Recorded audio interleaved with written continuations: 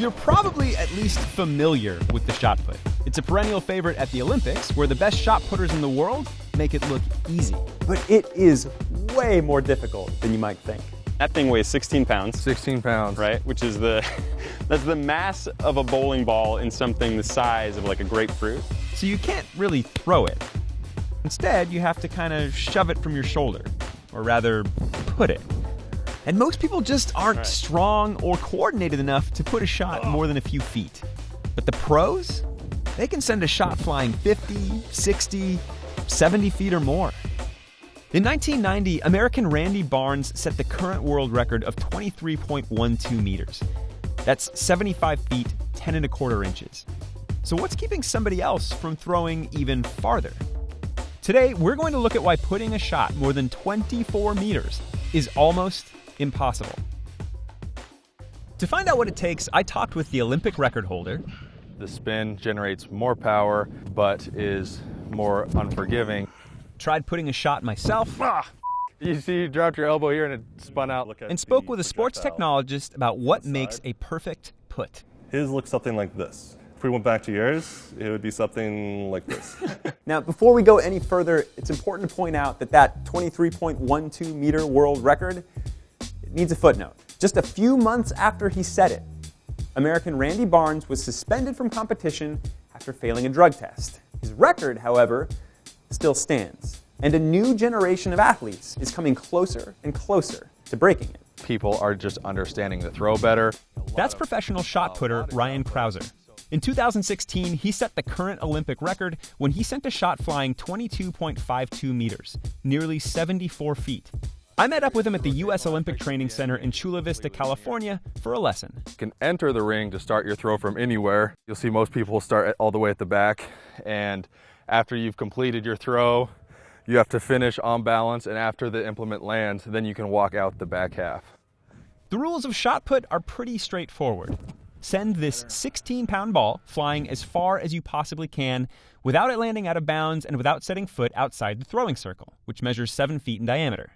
That's kind of the great equalizer. If it was bigger, taller guys like me would have a huge advantage. If it was smaller, it'd be all short guys. My wrist's already tired. Is that a bad thing? Yeah, not a good sign. Crouser's goal was to get me to throw 9 meters, or about 30 feet. That's less than half the distance of his typical throw. And keep in mind, the distance is measured from the inside of the toe board to the point of first contact, not where it ends up rolling. And the shot's right here, coming. He started by showing me how to hold the shot. Ball is not in the palm, it's actually up on the fingertips, right there. So you get that little snap. So we'll have you just start with a stand Then he had me do some standing throws. Most fundamental movement for shot. So left foot at the toe board, then right foot, probably about right in here. Shoulders to me. Now squat down and bring your center of gravity out over your right foot. All right. Ugh. All right. You don't have to hide your disappointment. That was better than most people, but the overall engine is just not quite enough to power it. He's saying I'm small and weak. Next, he had me try the glide. It's a traditional shot putting technique that involves scooting in a line across the throwing circle. From this position, you're sinking down and back in the feeling of like a chair being pulled out from under you. So you're generating energy. It's 3 things. This left foot drive from the heel, and then drive across. Well, massive improvement. Little by little. And finally, he had me try the spin. It's a rotational move and Crouser's preferred technique. With practice, some athletes find it to be more powerful than the glide, but it's also a lot more difficult to perform consistently. Turn, drive. Man. There you go. So it goes like that, kind of. Okay, and elbow up? Elbow up, yeah. Okay.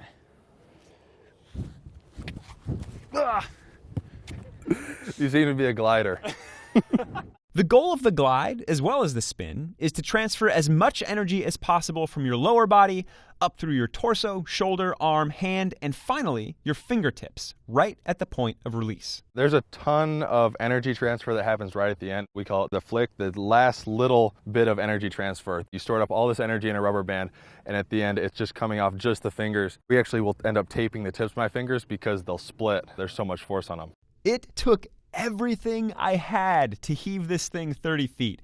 And it didn't even count on my spinning throw because I fell out of the circle. But Crouser can put shots twice that distance and make it look effortless. A lot of that has to do with his remarkable physicality. The closest to us would be like an offensive lineman or a professional strongman. Crouser is 6 feet 7 inches tall, weighs 315 pounds, and can fire off a 40-meter dash in under 4.8 seconds. He can also squat more than 700 pounds and bench press 225, almost 50 times in a row. Like many elite shot putters, Crouser could probably play in the NFL if he wanted to. In fact, he was actually invited to try out for the Indianapolis Colts. But there's more to shot put than brute strength. Crouser is also surprisingly flexible and has outstanding coordination. At the 2019 World Athletics Championships in Doha, he threw a personal best of 22.90 meters. That's just 22 centimeters shy of Barnes' record. See that little flick? Yep. That adds even a little bit more force. To find out what makes Crouser's technique so effective, I spoke with John Crosby. He's a sports technologist with the U.S. Olympic Committee. Talk to me about Ryan Crouser's technique and his form and why it's so fantastic. Yeah, so I mean, Ryan's just a beast, as you can tell. There's a couple of different things that are going on there. Ryan's just so in tune with his proprioception that he knows where his body is at all times, and he can really feel that kinetic chain. To see when he's coming out of the back.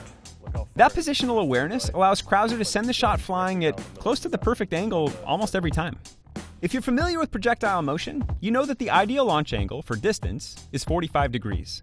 But for shot put, the optimum angle is actually quite a bit smaller than that, usually between 35 and 40 degrees.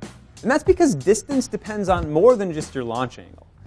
It also depends on the speed at which you put the shot, or your release velocity.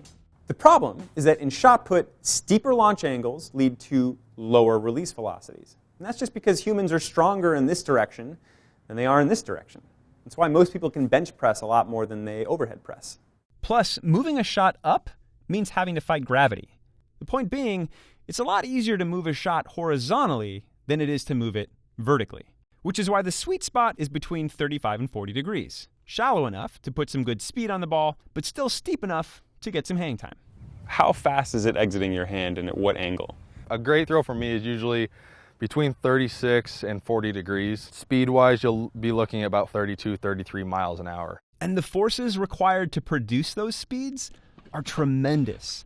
Remember how Crouser said he tapes his fingertips? Well, you and I would need way more than tape to keep from injuring ourselves. If your hand tried to, say, apply the pressure needed for a 22-meter throw or 72-foot throw, I think every single tendon that connects all of these would without a doubt be gone. And some bones might break as well. So it would actually break my hand trying to do what you're doing. But how much farther could someone realistically put one of these things? I think with the levels that the athletes are at, and as the technique has progressed, I think that 24 it'd be unbelievable to see, but it's not beyond the realm of reason. And what would that take in terms of exit velocity? The answer is less than you might think. Relatively small changes in release velocity can have a big impact on total distance. If you increase the velocity by even 1/10 of a meter per second, you add about 25 centimeters to the distance of the throw. Here's another way to put that. If Crouser can find a way to add just 0.2 meters per second to his release velocity, that's less than 0.5 miles per hour, he could break the world record. Another half mile per hour, and he could become the first person in history to put a shot more than 24 meters. Now, an extra mile per hour on your release velocity might not sound like much, but when you're already one of the best shot putters in the world, it's enormous, especially when reaching for that last little ounce of performance could mean risking serious injury. One of the biggest issues that the shot putters run into is just staying healthy. When you have that amount of force on your body that often, it's so easy to get injured, and then they're already towards the higher end of strength levels and power levels. So for them to get even stronger, you're increasing that injury chance. So what is the ideal physiology for someone who's capable of putting a shot more than 24 meters? You want really, really long levers. If you could make someone who's 6'3" with, say, 7'6" arms, because that just lets you apply force for a longer time. And then super dynamic, you'd have someone who's fast in the sprints, really good at jumping, and you just have to have that baseline strength. The potential is there. It's just getting the individual that can do it. But until all those things come together, remember that what elite athletes like Crouser are doing today is already almost impossible.